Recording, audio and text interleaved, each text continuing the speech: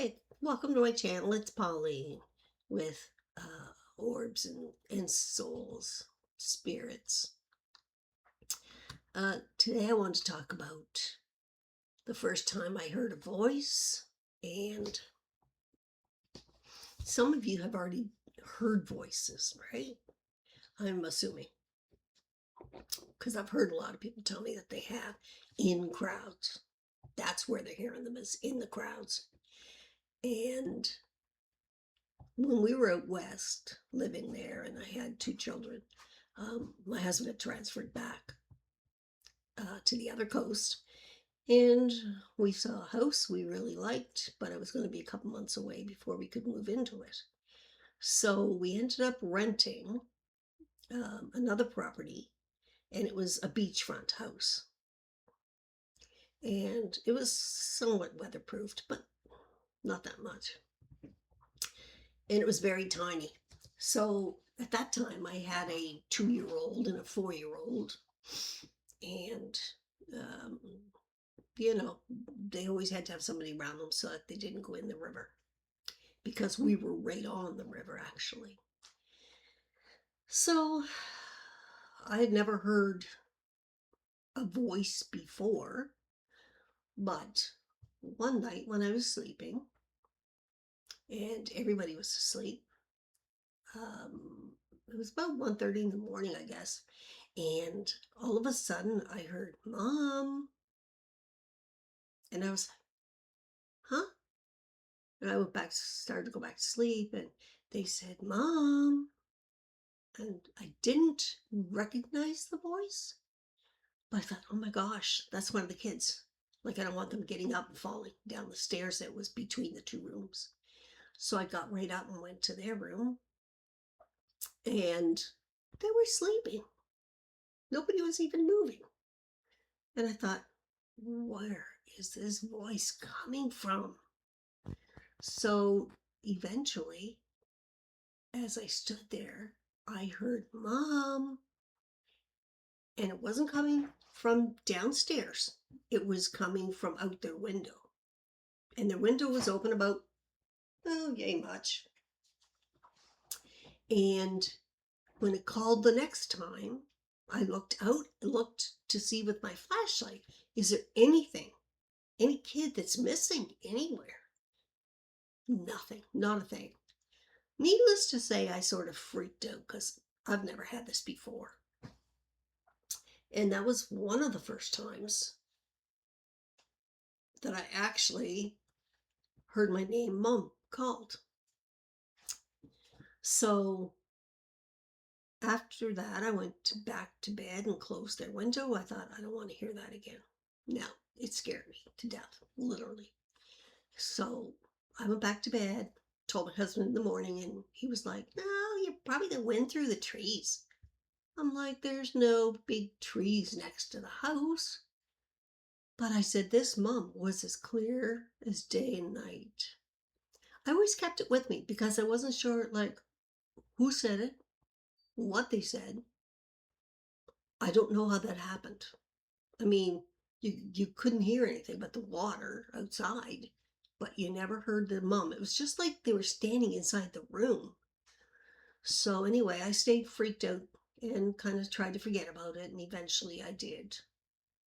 And that was the only time I had heard it. But um, I know when I thought I was pregnant the first time, a couple years before, my husband went out shopping and he said, "I'll be back by supper time." So I said, "Okay." I said, "I'm going to lay down. I'm exhausted."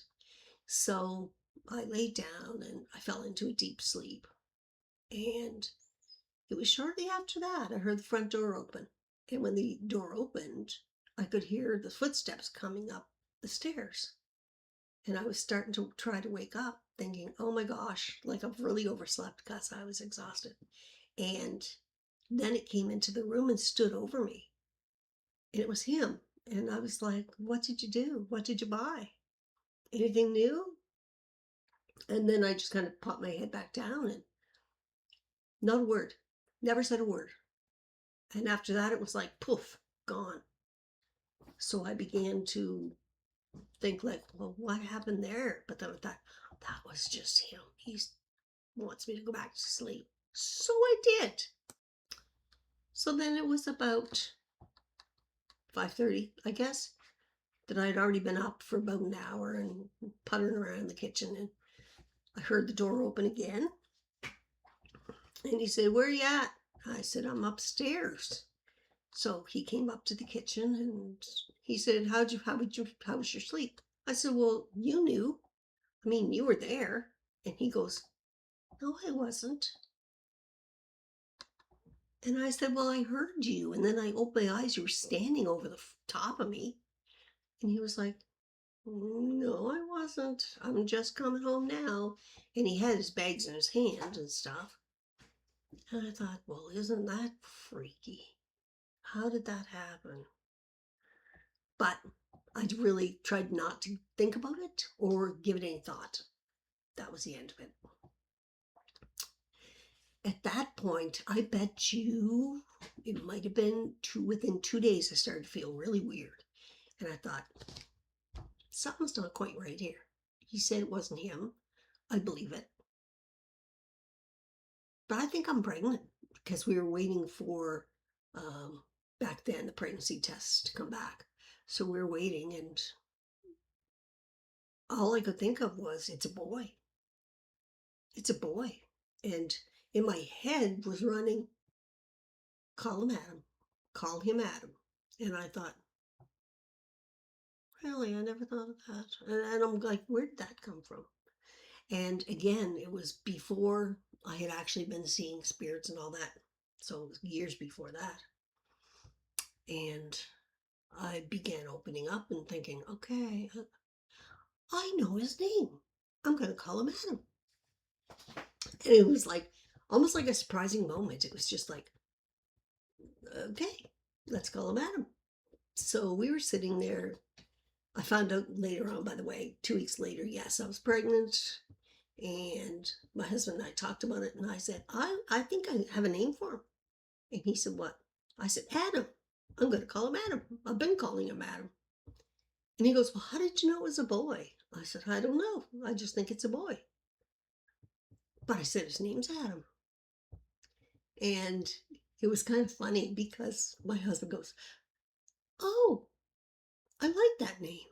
I said, me too. It just came out of my head. So anyway, when he was born, we called him Adam. And everything went very well right up until um actually very well. And we never had any problems with the second pregnancy because everything went smooth. Although I did have another little thought in my head, and it was called Rebecca. And I thought, well, now isn't that weird? I love Elizabeth, love to call girl Elizabeth, but something was like, no, you're gonna call it Rebecca. And I thought, I don't know why. But anyway, I asked him, I said, guess what? He said, what? I said, I think the next one's a girl, and I think her name's Rebecca. And he goes, why do you say that? I said, I don't know. I can't tell you that. But her name's Rebecca. So he was like, Adam, Rebecca, Adam, Rebecca, Adam, Rebecca. Well, they kind of go together, don't they? I said, yeah, they do. Um, and all he could see was the Bible. And he goes, well, he wasn't much of a Bible person, but I was. And I said, yeah. I said, I want to call her Rebecca. So we did. And however, I knew that it was a girl. However, I knew that her name was Rebecca. She was just a Rebecca. Now, since then, I've since met people that, you know how you walk up to people and you go, what's your name? And they'll tell you and you go, you look like a Judy to me. You look like a Judy. Or you look like a Karen. Now, don't ask me why I say those things because there aren't any looks that distinguish Karen or Judy or anybody else, but it's almost like that's not the name that you were given. And somehow, as an empath, it just comes and you know that that's what it is. So I kind of just keep laughing. And some people I said, I'm never going to get your name right because you're not, Teresa, you're Judy. And they would laugh. I mean, they would, Pauline, like, you can't do that. I went, I have to. I said, that's all I know you as. So whether I've known her on a different plane, we've come in contact in the past being little, I don't know. But these names that I hook to people sometimes, it's like before I even meet them, when they're around me, I can give them their name. That's the name you went by before, right? And it's really Freaky Friday, that this happens to me. But either way, it doesn't really matter. So, as far as the atmosphere, sometimes you get messages from a soul. And the soul could be your mom, your dad, a relative. Now, some can be relatives that you haven't even met yet. They could have been your great aunt or uncle. But your spirit guides are watching you all the time. And sometimes they have messages to tell you before you even know it, which I believe is the case with the naming of the child and what the sex of the child was. And if you thought about it, everybody, I think, has been in a crowd when they go, Joe, Robert. And all of a sudden, people look around and go, like, I don't see anybody that wants me. It must have been somebody else.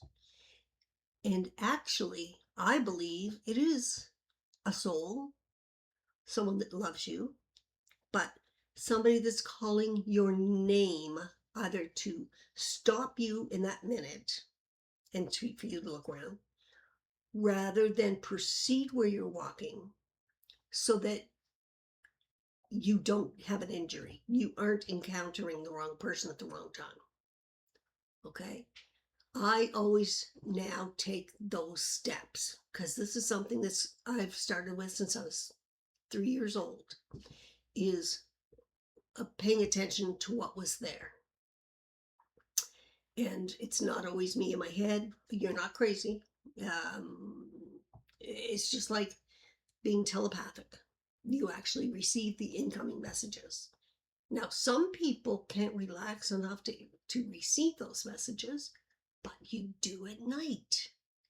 If you sleep sound and well open to the atmosphere, someone will probably come and tell you something that you weren't aware of, you didn't think of. And like my dad, one of the things he was telling me when he came to visit me all the time with my cottage was that I saw him helping me rebuild it many times, many, many, many times. And finally, towards the end, he said, Pauline, it's not worth fixing, honey. It's going to be in the river soon. Like, you're just pouring bad money in after bad. And I remember looking in my dream and I was watching it fall into the ocean and thinking, are you sure we can't save it? And he said, there's no saving it. Okay? There's none. Unless you tear it down and build it again. And I thought, I can't possibly start from scratch and do this again. So anyway, I made the move that summer to go ahead and put it on the market. And we finally sold it. I didn't make any money on it, but when I look back at how much I'd spent on it over the couple of years, that he kept coming to me and saying it's not working, like it's going to collapse. I understood, and I realized that I had wasted more money than ever. And I didn't even retrieve much of it back, actually. Um, yeah, I lost all the money I put into that. But once I had sold it, the dreams stopped. So I knew I should have listened to him from the start when he first started coming. And he first showed me the walls and the ceiling and the roof and things like this. Like, every couple of months he would show me something else that was giving away. And he was probably right. Like, I just wanted to keep the cottage because I bought it for our family and and the beach was right there in front of us. And we had the best 20 years there ever. And finally, it had to go. So I guess hindsight says I've got to listen a little more carefully to what I'm being told because they are coming to help. Your dreams do mean something. And I think you have to listen to what they have to say because they're guiding you. And likewise, if you see a car, you driving a car in the middle of the night, when you're sleeping, and one of your family's with you, and they're telling you like, turn because there's going to be a crash or whatever. Listen to them, and you can do these things in your dreams. You just need to turn the car's wheel, and you will move out of its space. So it may be a road you don't know, but that's not the point. The point is they're trying to save you from a collision that is going to happen. So when you get into that feeling and the back of your head just sort of tells you, this is the space, this is it, move into a different lane because you know what's going to happen next if you don't move into the lane they have shown you. So now I always, take on whatever they've told me and have done it. I do find now, though, that they tell me things way, way, way ahead of time. Like within the next 10 minutes, if I'm heading out the door, it's like, don't forget this, remember, take that. And it's the same thing as you're heading out the door to go to the beach. And all of a sudden, it's like, I've got everything and I'm on my way out with my little bag. And it's like, why did I have that flash in front of me? And it was, go get some bandages and gauze. And I'm like, I know I don't need one. I don't need it. Well, and then I have to stand there and go, stop it. And listen again and think about it and go, okay, I'll go get it. And I always talk to the air. Okay, I'll go get it. So I go back and I get the bandages and, the creams and stuff and put them in a little bag and throw them in my backpack. And away we go.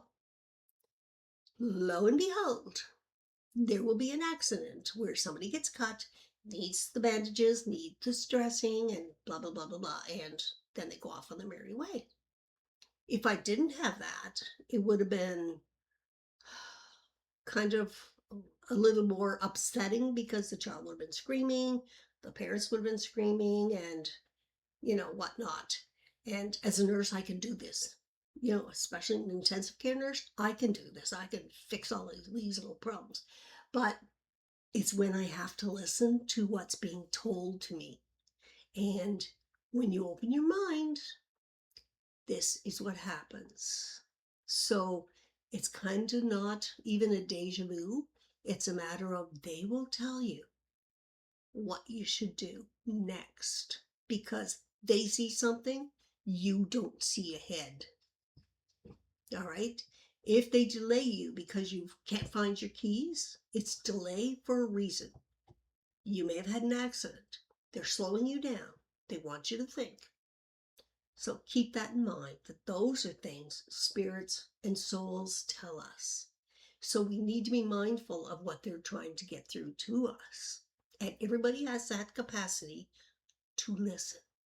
Just slow it down and take advantage of what they're trying to tell you.